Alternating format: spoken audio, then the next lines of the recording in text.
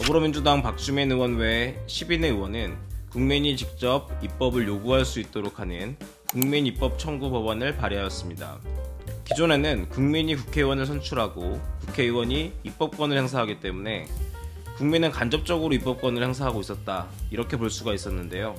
이 법안이 시행되게 되면 국민이 직접적으로 형식을 갖춘 법률안을 국회에 제출하고 국회는 그 법률안에 대한 심사를 하게 되므로 국민도 국회의원처럼 직접적으로 입법권을 갖게 된다, 이렇게 볼 수도 있겠습니다.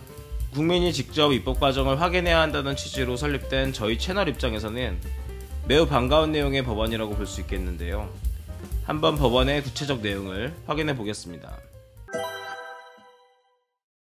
10만 명 이상의 서명을 얻어 입법 청구가 접수되면 마치 국회의원이 법률안을 발의하실 때처럼 소관위원회의 법률안을 회부하여 심사하게 되는데요. 소관위원회에서는 회부된 날로부터 180일 이내에 심사를 마쳐야 하고, 그 심사 결과 필요성이 인정되는 경우에는 소관위원회는 국민입법청구 법률안의 취지와 내용을 반영하여 법률안을 제안하도록 하고 있습니다. 이렇게 되면 이제 통상의 법률 심사 절차에 따라 입법 절차가 진행되게 되는 것이죠. 국민이 직접 법률안을 고안하여 국회에 입법을 청구할 수 있다는 것은 신선한 발상이고, 국민이 직접 입법 과정에 참여하게 된다는 점에서 높게 평가하고 싶습니다.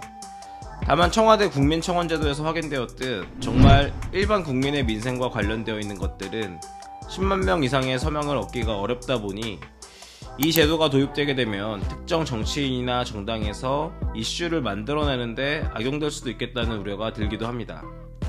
예를 들어 특정 정치인의 위법 사실이 드러나 문제가 되었는데 그 정치인이 많은 지지자를 가지고 있는 팬덤이 강한 정치인이라면 그 지지자들은 국민 입법 청구를 통해 그 정치인의 행위가 범죄가 아니게 되도록 하는 내용으로 국민 입법 청구를 하게 될 수도 있겠습니다.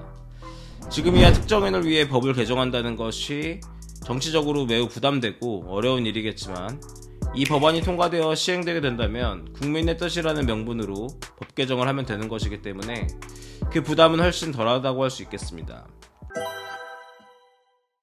국민의 구체적인 입법 청구권, 여러분은 어떻게 생각하시나요?